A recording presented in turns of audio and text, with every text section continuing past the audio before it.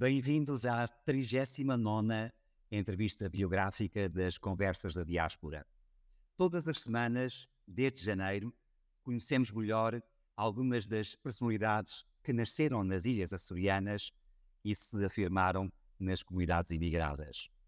No caso dos Estados Unidos da América, já por aqui passaram alguns professores universitários, como Onésimo Teutónio Almeida, Dinis Borges, José Francisco Costa, Francisco Costa Fagundes, todos de estados tradicionais de imigração açoriana, como Califórnia, Massachusetts e Rhode Island.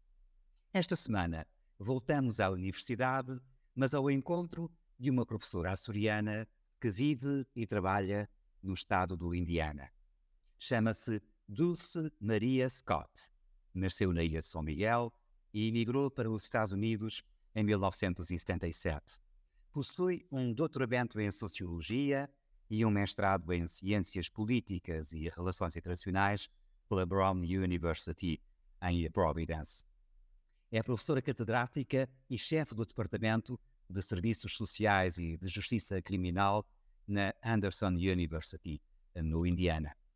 As suas áreas de pesquisa incluem raça, etnia, migrações e formação de diásporas nos Estados Unidos. É co-editora executiva de uma série de livros intitulada Estudos Interdisciplinares em Diáspora. Tem vários trabalhos publicados, designadamente sobre a incorporação política dos luso-americanos na Nova Inglaterra. É membro do Conselho Consultivo e Consultora de Pesquisa da PALCUS, o Conselho de Liderança dos Luso-Americanos nos Estados Unidos, e é a ex-presidente imediata da Academia de Ciências Sociais de Indiana. Trabalha agora em vários projetos de livros, incluindo um exclusivamente dedicado aos luso-americanos, como aliás ela própria. Vamos então conhecer melhor esta professora açoriana do estado de Indiana. Professora Dulce Maria Scott, muito obrigado por ter aceito o nosso convite. Obrigada, é um prazer estar aqui consigo. Bom, como se sabe, os açorianos imigrados nos Estados Unidos encontram-se maioritariamente na Califórnia, no Massachusetts ou em Rhode Island, embora também, pontualmente, na Flórida, em New Jersey, em Connecticut, por exemplo. Mas no seu caso, como é que uma açoriana vai parar ao Indiana? Bem, é uma história muito longa, mas na realidade, quando eu terminei o meu doutoramento na Universidade de Brown, em Providence, o mercado de trabalho não estava muito favorável. Foi naquela altura da transição do presidente Bush, do pai, para o presidente Clinton, o filho. Presidente Clinton. E a economia estava em recessão.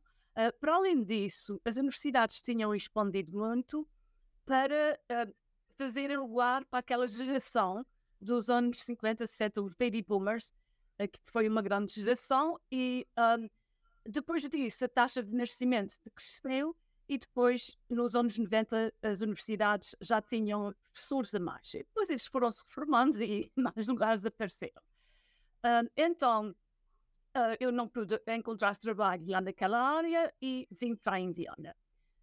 Entretanto, encontrei uma pessoa aqui com quem eu me casei, que se chama Marvin Scott, e foi assim que eu acabei por vir para cá. Mas conhece outros açorianos, portugueses em geral, a viverem no estado do Indiana? Sente-se Não ex fora d'água? eu não conheço ninguém português aqui, porque os dados censitários dizem que há por aí uns 1000 portugueses aqui neste estado. Mas, ora, este estado é do tamanho, geograficamente é do tamanho de Portugal. Portanto, esses 1000 não sei onde estão.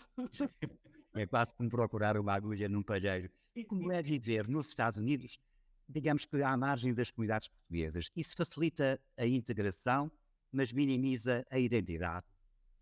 Bem, eu vim para cá na adolescência, a minha identidade já estava vincada. Portanto, não há nada que se possa fazer com a geração imigrante que vem com uma entidade vincada, como diz.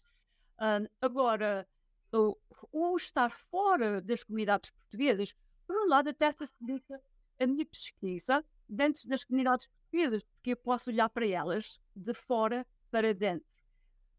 E quer dizer, ao mesmo tempo, dificulta, porque eu estou muito longe dos arquivos sobre as comunidades portuguesas que existem em New Bedford. Por exemplo, quando eu fiz pesquisa sobre a incorporação política dos luso-americanos, passei muito tempo na biblioteca de New Bedford a estudar, a ler jornais, não é?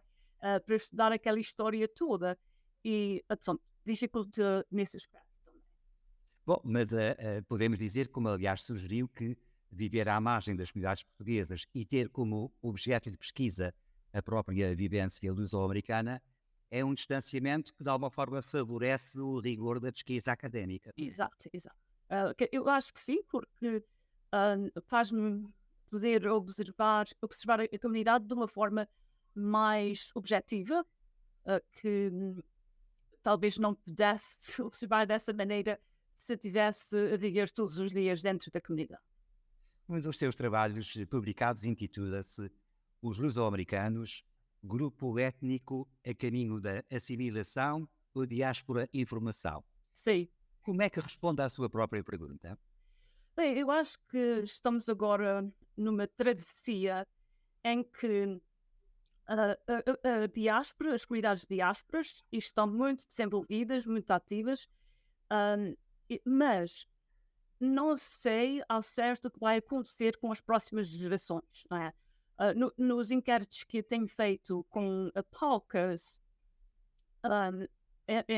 em conjunto com a Palcas, uma das preocupações que as pessoas têm quando lhes perguntamos quais são as suas preocupações em relação às suas comunidades portuguesas, àqueles que vivem em comunidades portuguesas, e elas dizem que uma das maiores preocupações é o ensino do português, mas também de envolver a próxima geração nas associações e organizações comunitárias criadas pelos imigrantes.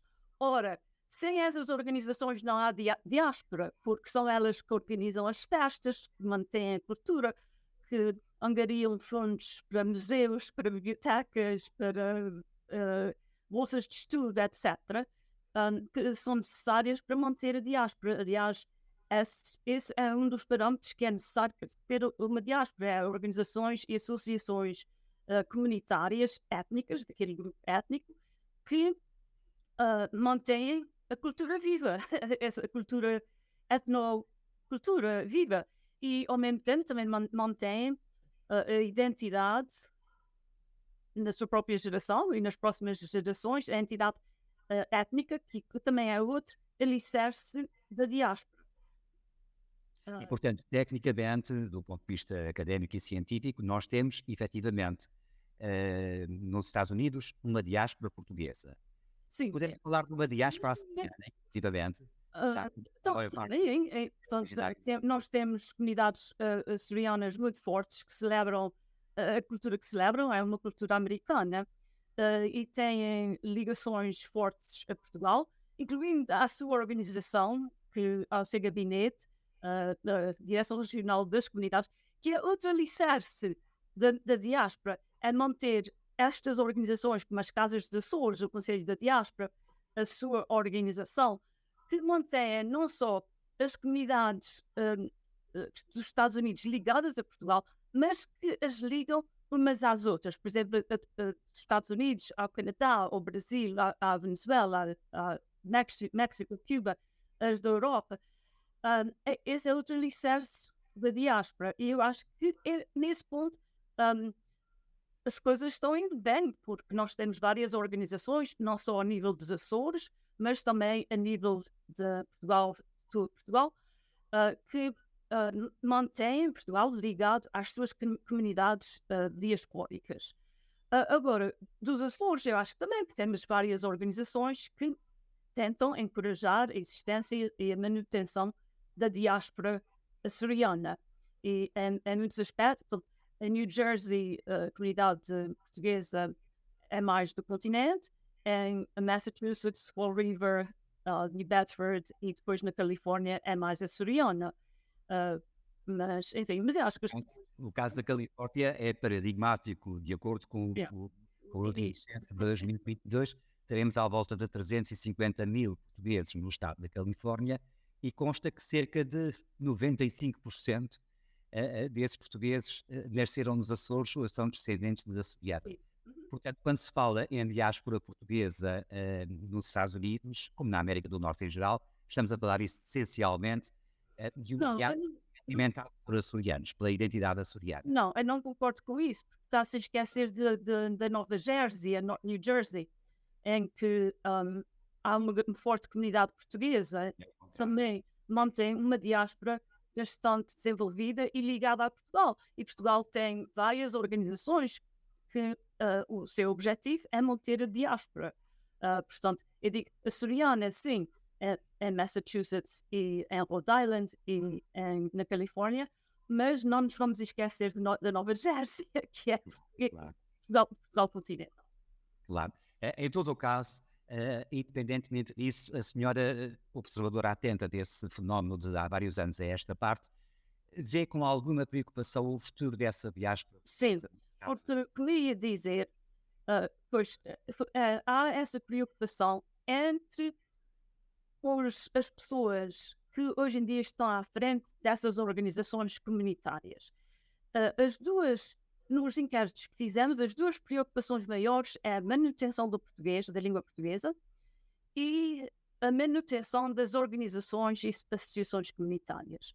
E se não se faz aquela transição, a geração imigrante passar a liderança dessas organizações às gerações lusodescendentes, não sei que futuro terá a diáspora. Agora, há pessoas que dizem que mesmo entre os lusodescendentes que a diáspora seguem, fazem as festas, seguem a nossa cultura, mas Ou seja, quando a imigração se encontra relativamente descontinuada, cabe exclusivamente às novas gerações, aos descendentes, poderem assegurar essa identidade portuguesa na América do Norte. claro, claro.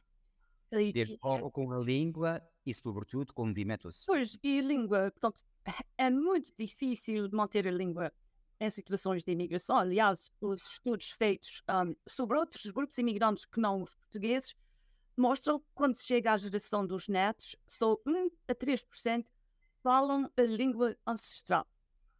E entre os lusodescendentes também se vê esse declínio, não só no número, mas na percentagem que falam português. E sei que publicaram um estudo recentemente que diziam que estavam todos para cá a falar português, mas o que esse estudo não mencionou é que esse crescimento, esse aumento do número de pessoas que falava português em casa se devia à imigração de lusodescendentes de outros países, lusodescendentes que nasceram no Brasil.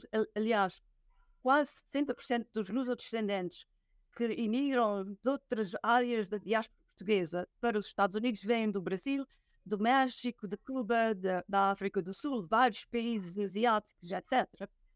E não mencionaram isso, que houve um crescimento muito rápido dessa imigração dos lusodescendentes dessas outras áreas, desde 2010 a 2021.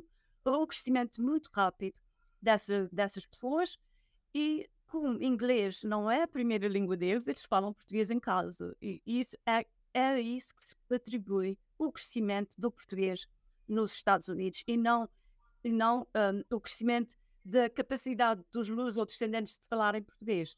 E no caso da tal diáspora lusodescendente, a prazo pode acontecer perdermos a língua, mas mesmo assim mantermos a cultura, como acontece no Havaí, por exemplo. Pois, eu acho que sim, eu acho que se pode-se replicar até certo ponto a cultura noutra língua, porque a cultura está intimamente ligada à língua. E ler, por exemplo, ler uma tradução de um livro não é exatamente a mesma coisa que ler o livro na língua original. Mas, por exemplo, temos a festa dos madeiras lá em New Bedford, é praticamente tudo em inglês, mas mantém-se as festas na igreja, a procissão e tudo igual como era na Madeira. Não é? Da mesma forma que no meio universitário, certamente, que é possível e até porventura desejável publicar sobre a comunidade portuguesa em língua inglesa, como a senhora tem feito. Pois, eu publico, o inglês agora é a minha primeira língua. É preciso fazer este esforço, um esforço intencional para se manter o português, especialmente quando eu vivo numa área em que nunca falo português.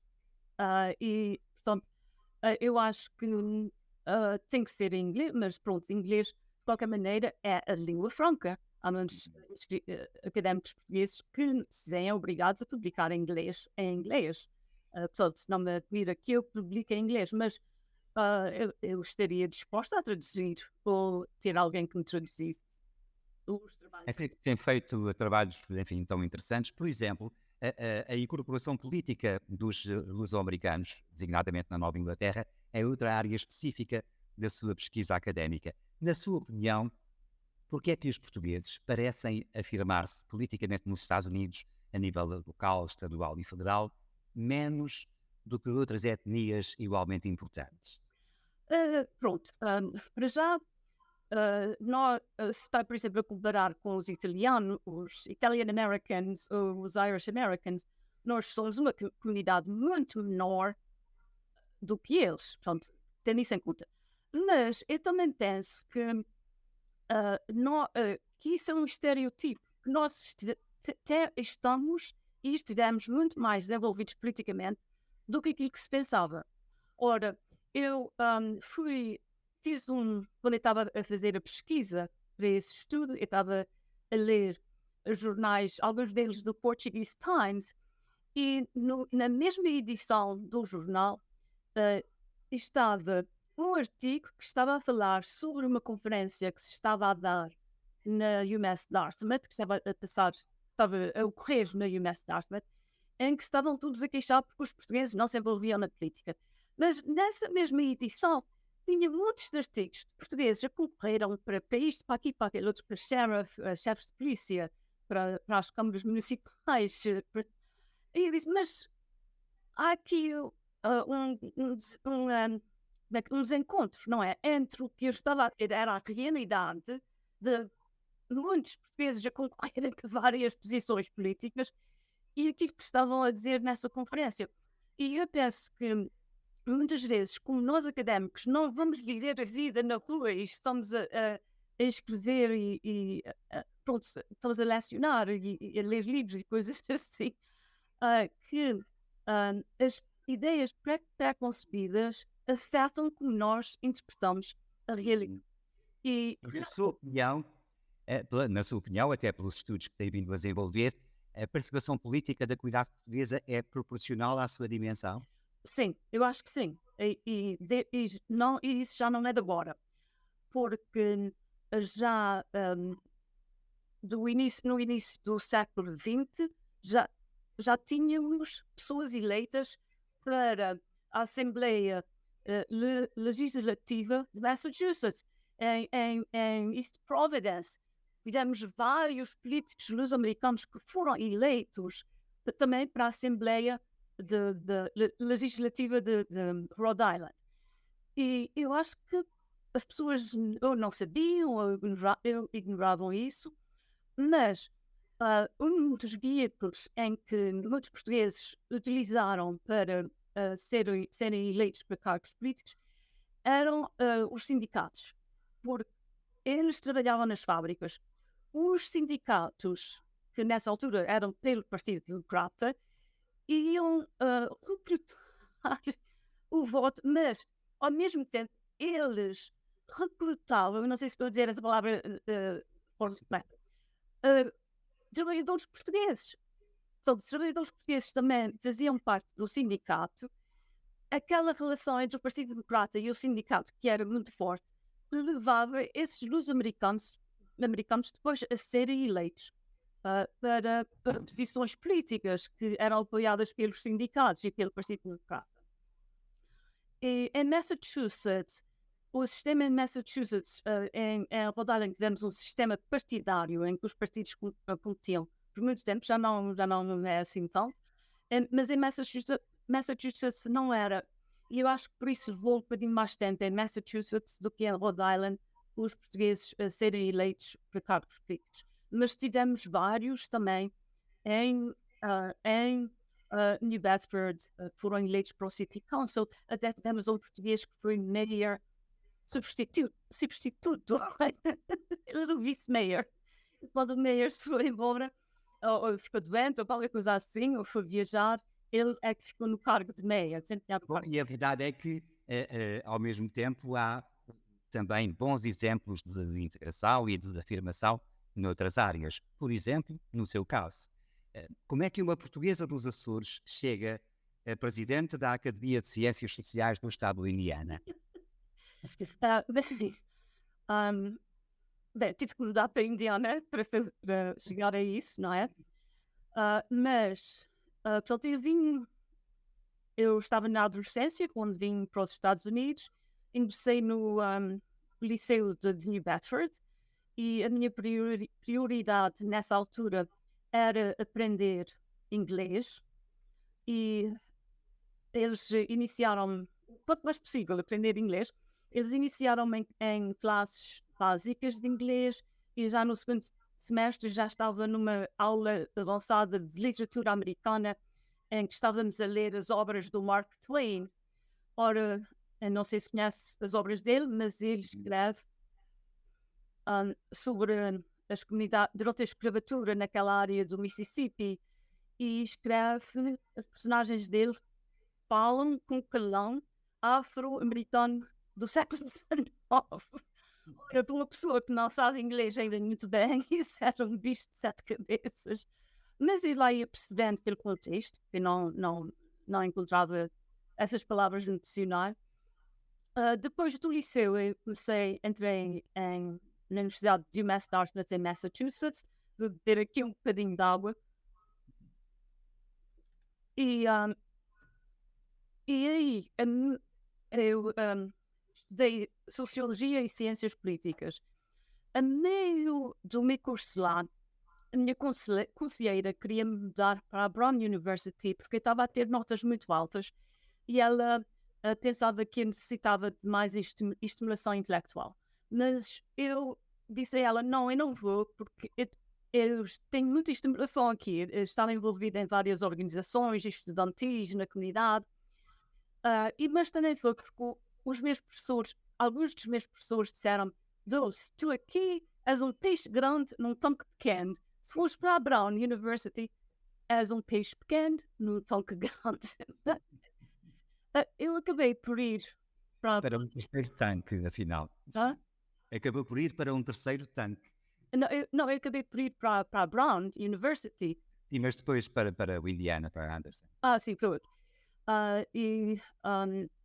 Portanto, na Brown, eu tirei o mestrado em Ciências Políticas e Relações Internacionais, depois mudei-me para a Sociologia, fiz um doutoramento em Sociologia, e depois tem-se aquela questão do mercado de trabalho não estar favorável, e vim para aqui, porque foi aqui que arranjei trabalho. E aí tem tido, de facto, uma afirmação progressiva, mesmo no âmbito da organização universitária.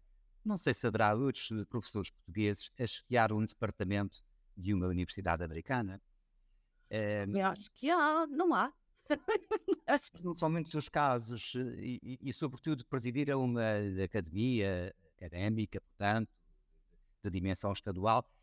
A senhora, quando olha para o seu percurso profissional, sente que valeu a pena estar há 46 anos nos Estados Unidos? Bem, o valer a pena valeu abrir portas, só o saber falar inglês completamente fluentemente abre muitas portas, mas pronto, conheci muitas pessoas que não teria conhecido. Quando eu estava na Brown, eu tinha uma aula com 14 alunos, eram de 12 nacionalidades diferentes.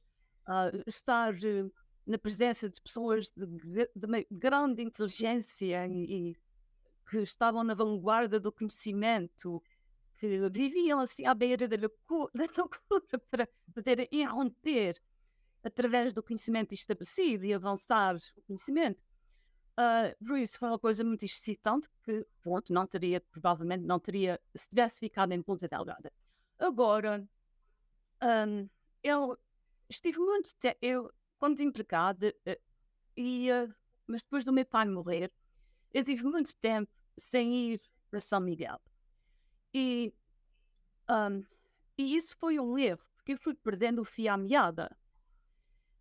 Não só as pessoas amadurecem, as feições mudam, portanto, já não conheço assim muita gente, para além das pessoas da minha família, as que são ligadas à minha família e também alguns colegas da Universidade dos Açores. E, mas eu também fui perdendo a noção daquilo que o sociólogo Emile Durkheim, que foi um dos fundadores da sociologia, chama o consciente coletivo. Ora, o que é isso? É, portanto, as mentalidades, os valores, as regras que informam o comportamento diário das pessoas. Eu já não sei como é que é nos Açores, eu já não tenho assim ideia. Portanto, desde o meu tempo até agora mudaram as mentalidades, isso mudaram o que é que mudou, o que é que não mudou, e isso eu não sei. E Bom, depois há pequenas coisas até. Vive no interior da grande nação americana, ao contrário da maioria dos seus conterrâneos, como já vimos, distante do Atlântico, muito afastada do Pacífico. Por exemplo, não sente saudades do mar. ai, claro, claro, eu sinto muitas saudades do mar. Aliás, ah, eu já às vezes tenho conversas com pessoas que é precisamente isso que de que nós falamos do mar. E eu digo ao meu marido, quando nós fizermos a reforma, temos que ir viver perto do mar. E ele diz: ai, não, com as alterações climatéricas, não se vá para perto do mar porque é perigoso. Mas sim, realmente, como todos os como acontece com todos os açorianos, eu tenho o mar dentro da alma e mesmo no ADN. É, o mar. E como é que convive com as memórias da sua infância nicalense, de cada vez que agora visita os Açores, relativamente ter Pois, visitado? às vezes é um pouco doloroso. Em parte porque. Bem, vou explicar isso. Em parte porque eu, a dada altura, apercebi-me que não tinha vivido a vida que havia nascido para viver, se não tivesse emigrado, não é? E foi muito doloroso, depois de estar tanto tempo para fora, para ver que os meus tios já tinham morrido quando eu voltei, que os meus sobrinhos tinham crescido e eu não tinha feito parte da vida deles durante o seu crescimento, que os meus filhos tinham crescido sem acesso aos primos e aos tios. Isso foi muito doloroso, aceitar isso. Eu até tive um período que eu pensei, se eu voltar, eu posso ainda reaver um bocadinho daquela vida que seria a vida que eu ia viver se não tivesse imigrado. Mas em relação a Santa Bárbara, que eu nasci em Santa Bárbara, depois nós mudamos para Ponta Delgada e depois também passei um ano em casa de uma tia madrinha, a minha tia Hortense, nos Arribes. Mas a maior diferença, eu noto, é a falta de crianças em Santa Bárbara. Porque durante a minha altura era muita criança, muito ruído, todos a brincarem lá fora. E essa falta de crianças faz-me impressão, porque são crianças, quer dizer, que a taxa de natalidade, claro que diminui muito desde aquela altura até agora, em todo o Portugal. Agora, as crianças que teriam nascido ou em Santa Bárbara ou noutro sítio da ilha, não nasceram lá por causa da imigração. Elas foram adotadas pelo Uncle Sam, pelo tio Sam. Isso faz muita impressão, que eu digo, Santa Bárbara derramou o seu sangue para a América. Porque seriam crianças que tinham nascido lá, não é? Que nasceram aqui e que nunca... E as quais São Miguel não as vai ter. Nunca mais. A conversa está tão interessante e infelizmente estamos praticamente a terminar o nosso tempo. Só gostava de perceber, uma vez que já estivemos do presente para o passado e do passado para o futuro, onde e como é que vê os seus próximos anos em termos profissionais e pessoais? seja na Gente, América, seja mas, noutros. mas eu vou ficar por aqui até fazer a reforma, embora eu tenha tido outras ofertas de emprego, mas não consegue. Agora, em termos de pesquisa, de continuar a dar aulas, continuar a ser chefe do departamento, mas em termos de pesquisa, ah, portanto, tenho vários projetos a fazer. ah, Naquela série da Peter Lang, que é uma editora internacional com subsidiários em Nova Iorque, em várias cidades europeias. Nós já temos, eu e a doutora Irene Blair, que é a minha colega de trabalho, já temos uns 16 volumes publicados, temos mais 4 em andamento e depois eu também vou então dedicar mais tempo também a escrever o meu livro sobre, exclusivamente dedicado às comunidades luso-americanas. E é isso que eu vejo. Agora, o meu filho, que vive em Nova Iorque, ele é engenheiro, ele adora São Miguel. E ele, se pudesse mudar-se para aí, ele ia.